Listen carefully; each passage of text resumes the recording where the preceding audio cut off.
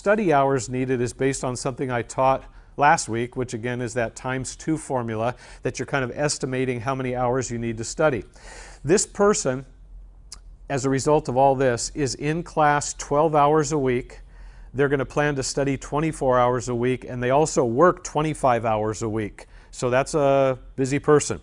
When we look up into the schedule, we see some fun activities. Anybody see a fun activity besides sleep? Yeah, out with friends on Friday night, and then there's some TV. It's kind of scattered in there. Are they going to have more fun than that during the week? Probably, but these are the ones that they're setting aside so that they can do them and relax and not feel guilty, because you always have something to do for school. You always have a chapter to read or something else, but you need to get away from it for little periods of time. Class time is listed here. Work time. Some family time, some social time. So it's kind of like what I described up here, except what's missing? What is there none of? Yeah, study time. And this person, if you just kind of glance at this, looks like they're kind of busy. But you see a lot of open boxes scattered all around. Those are all possible study hours. Are they going to study every one of those? No.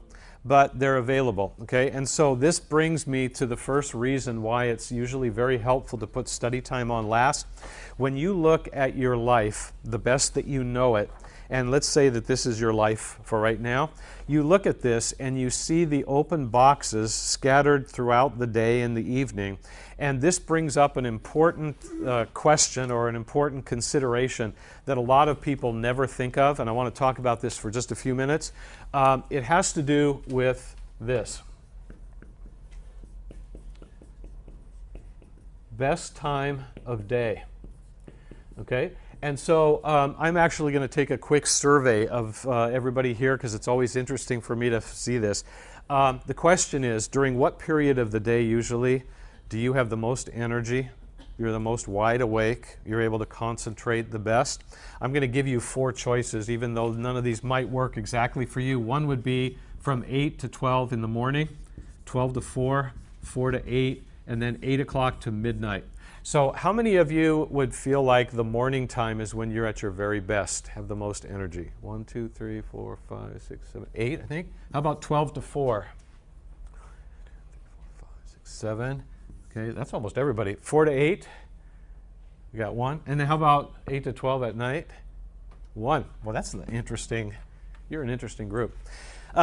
Sometimes this is the highest group. Sometimes it's blended, whatever. But everybody here has a body clock that works differently than everybody else. And some of you, when you first wake up, about 10 minutes or 20 minutes after you're awake. And you're the best you're going to be all day. And a person who's a morning person, I always say that they're great here, they're good here, they're okay here. And by about 9 o'clock at night, one eye is closing and they're just dying, okay?